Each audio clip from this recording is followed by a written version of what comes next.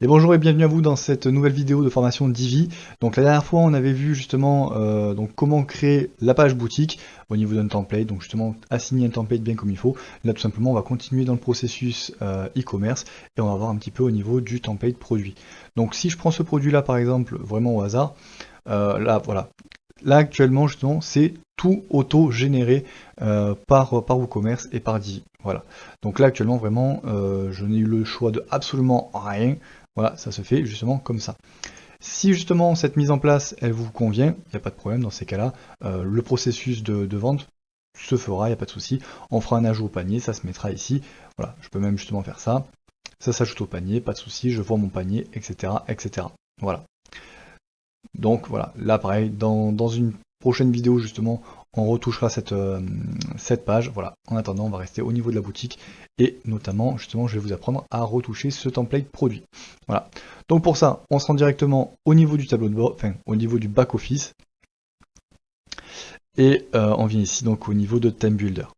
Voilà, là l'idée tout simplement, on va créer encore une fois un nouveau thème, pardon, un nouveau template et hop là, je descends un petit peu.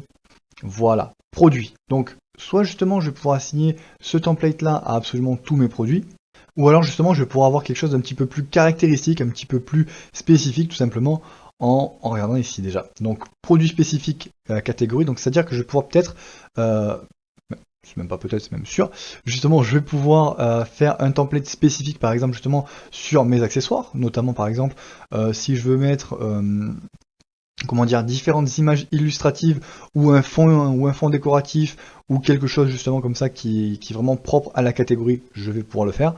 Donc voilà, là par exemple, toutes mes chaussures par exemple auront un bandeau avec justement plein de chaussures juste au-dessus. Voilà, ça c'est quelque chose qui est complètement possible.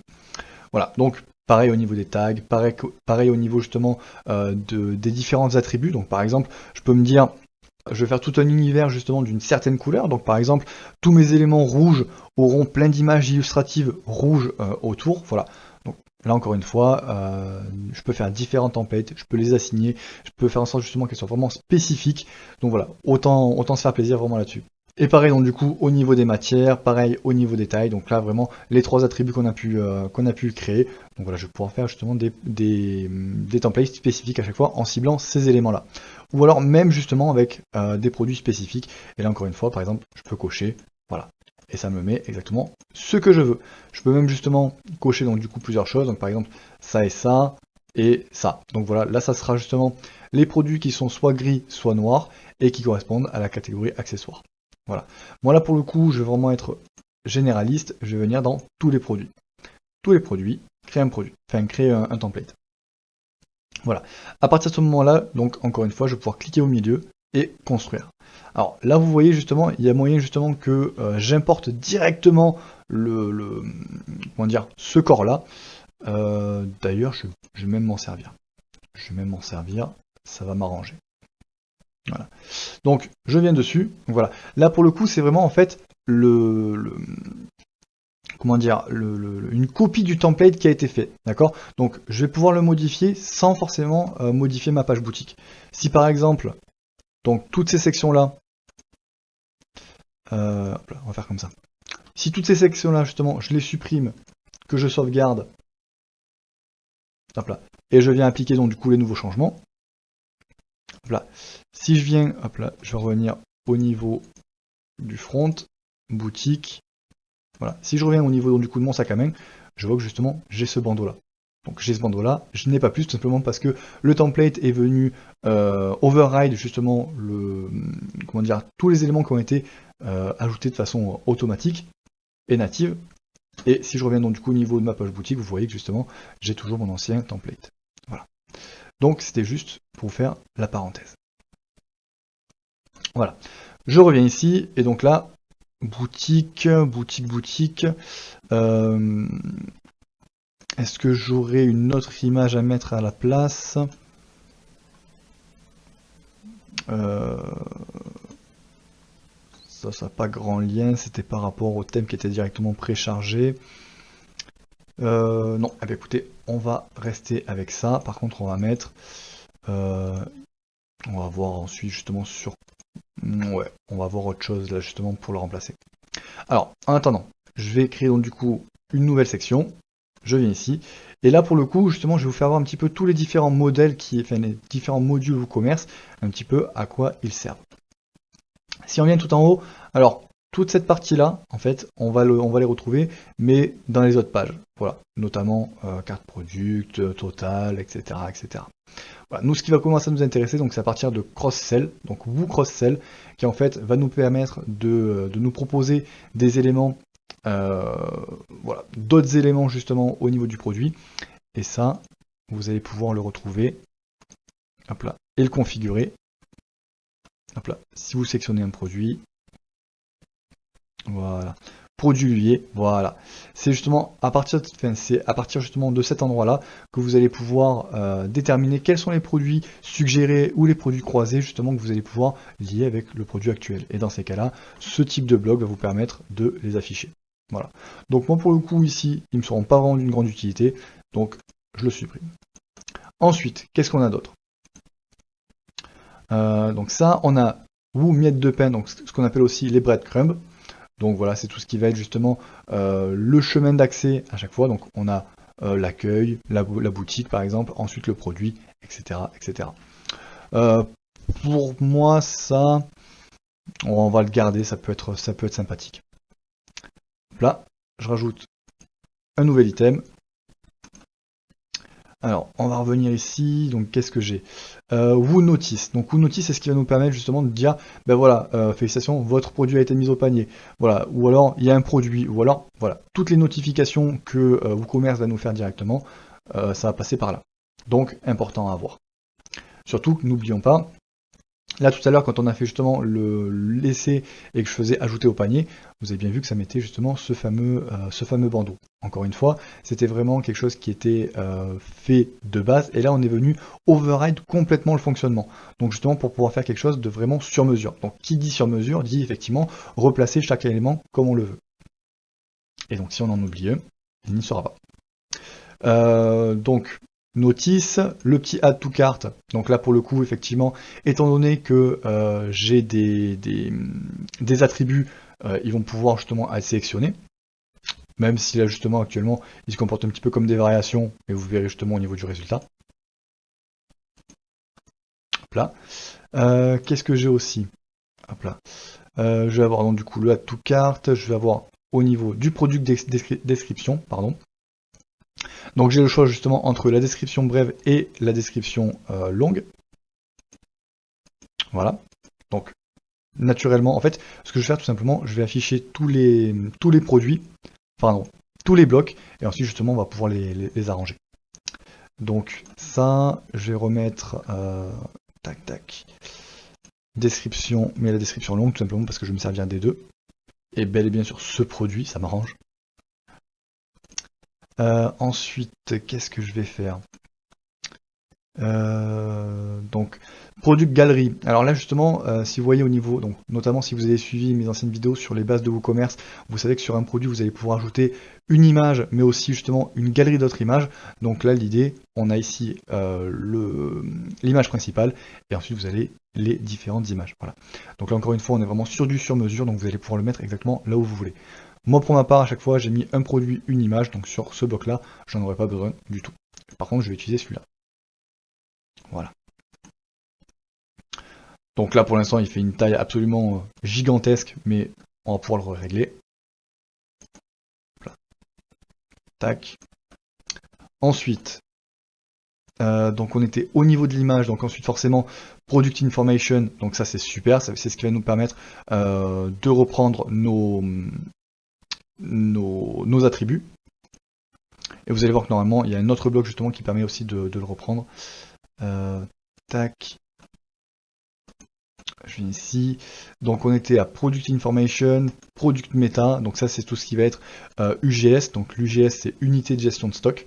Donc voilà, pour tous ceux qui font, comment dire, tous ceux qui font du WooCommerce, normalement vous savez ce que c'est. C'est ce qui va permettre en fait plus facilement de repérer vos produits pour pouvoir en gérer le stock. Donc on a fait ça. Le prix bien évidemment qui va être très très important, donc je le mets ici. Ensuite, décidément. Hop là.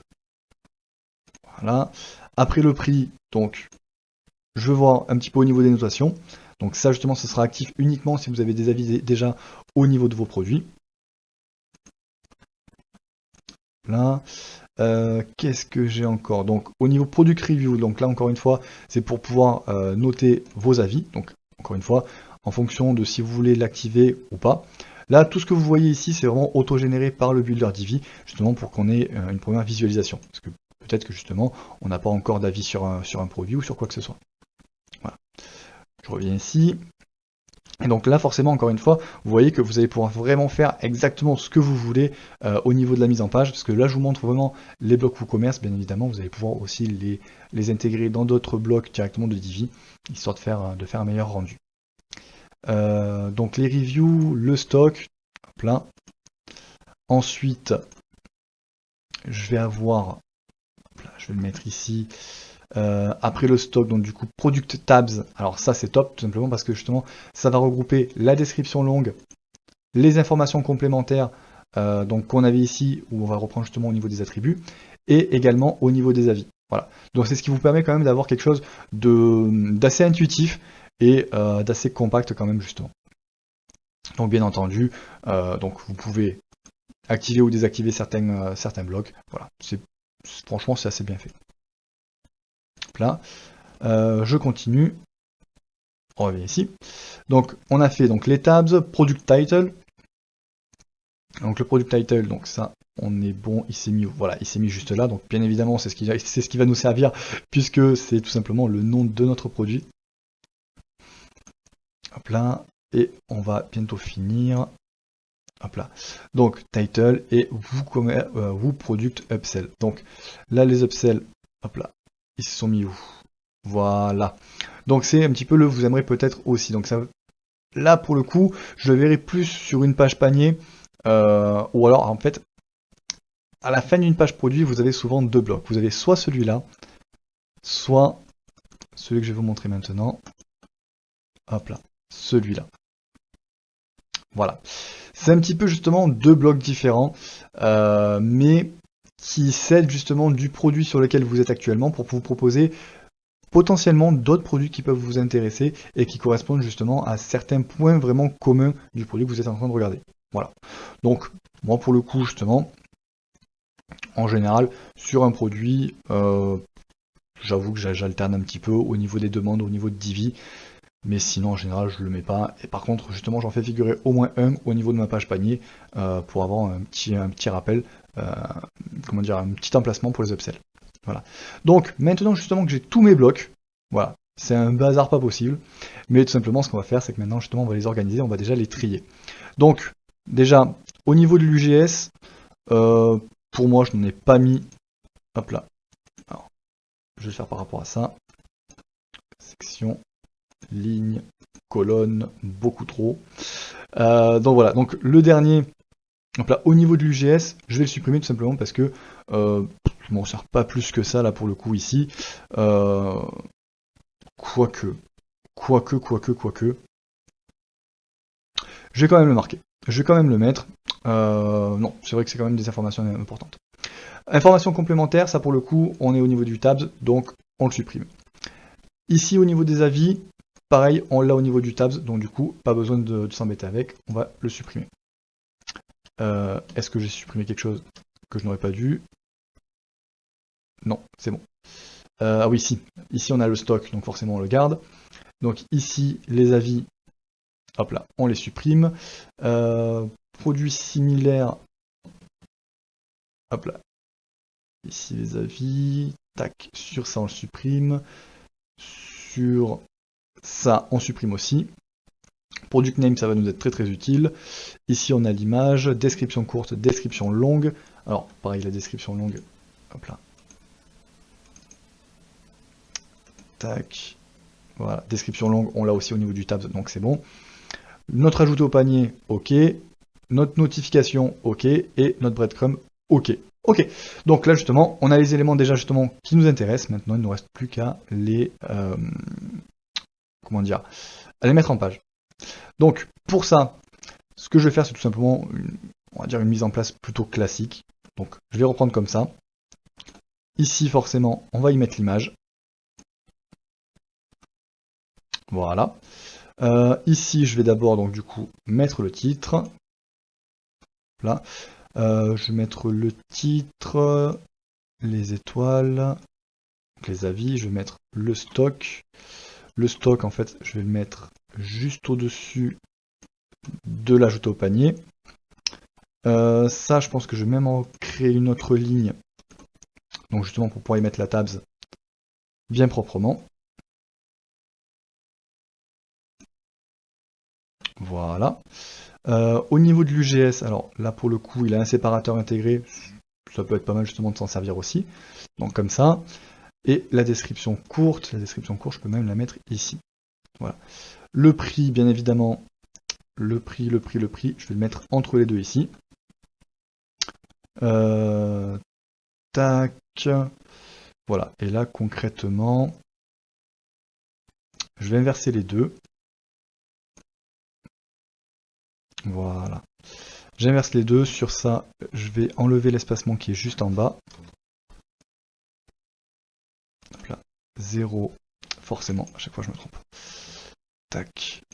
0 et 0. Voilà. Au moins, donc sur ça, je vais avoir justement ma breadcrumb qui va m'aider tout du long. Et je vais avoir justement ma notification qui, elle, apparaîtra uniquement quand forcément j'aurai un petit ajouté au panier. Voilà. Donc là, pour le coup, ça me plaît plutôt pas mal. Voilà. C'est quelque chose d'assez simple.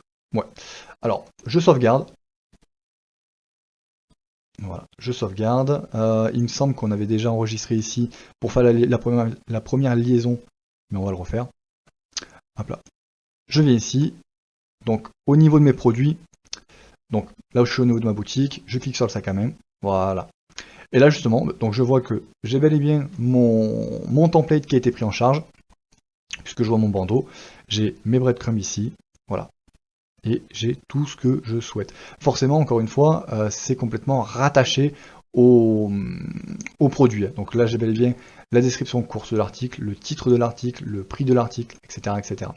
Alors, il y a un petit élément, effectivement, là, je vais revenir ici, c'est qu'en général, le bouton ajouter au panier, donc vous avez, si c'est de la variation, vous avez justement ces différents éléments qui sont pris en compte, mais quand vous avez du stock aussi, c'est pris en compte. Donc voilà, pas obligé de remettre cet élément-là.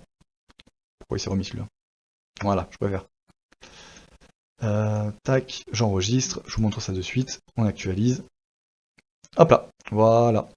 Donc là encore une fois, à chaque fois, sur les différents blocs, à chaque fois, vous avez du paramétrage qui est spécifique. Donc bon, effectivement, vous mettez là l'image correspondante donc, du coup au produit, donc à ce produit-là. Voilà, vous pouvez refaire justement donc différents éléments, afficher les images de la galerie ou pas du tout. Donc là en gros c'est si justement vous avez plusieurs images, elles vont se mettre automatiquement, mais vous avez vu juste avant qu'on avait un bloc justement galerie d'images. Donc l'idée c'est de la désactiver ici, un petit peu comme on a fait au niveau de notre menu dans le header, donc au tout début de la série de vidéos. Et donc cacher ici la galerie et pour utiliser justement le bloc galerie qui est spécifique. Voilà. Donc le lien justement si on veut que l'image par exemple amène ailleurs, etc., etc. Et vous avez la même chose à chaque fois sur tout. Donc sur ça, voilà. Du paramétrage qui est propre, du paramétrage général, pour avoir vraiment ce que vous voulez.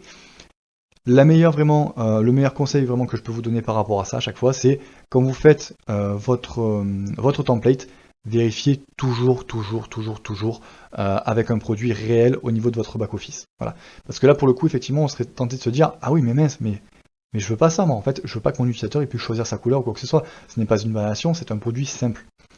Et on se rend bien compte que ici, au final, ça le prend complètement en compte et qu'il n'y a pas de souci là-dessus. Voilà. Idem au niveau du stock, idem au niveau de la description. Là, je pourrais me dire, mais pourquoi j'ai un lorem ipsum alors qu'au final, j'ai vraiment une description. Bon, au final, tout se passe bien à chaque fois, c'est bel et bien repris. Idem au niveau des avis. Donc là, je vois que sur mon produit, je n'ai pas d'avis. Donc forcément, je ne vais pas avoir d'étoile. Voilà. Donc, c'est tout pour ma part justement sur la façon justement de faire un template au niveau de la page produit. Encore une fois, comme on a vu, Si vous voulez faire un template spécifique, là par exemple en remplaçant par des sacs à main, si c'est une catégorie sac à main, donc justement on a vu au début de la vidéo comment faire, voilà, encore une fois, vous n'êtes pas limité au niveau des templates, vous pouvez faire un petit peu ce que vous voulez, essayez juste de garder une logique et un ordre précis justement pour pas que ça s'embrouille, pour pas que ça s'en mêle, et que ça reste toujours propre. Voilà. J'espère en tout cas que cette vidéo vous aura plu, que vous aurez appris de nouvelles choses. Si vous avez des questions, ça se passe en commentaire. Si vous avez aimé, c'est un pouce bleu.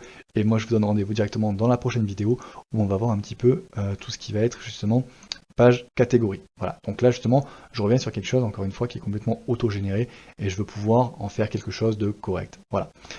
Donc du coup, je vous dis à de suite dans la prochaine vidéo pour voir tout ça. Bye bye.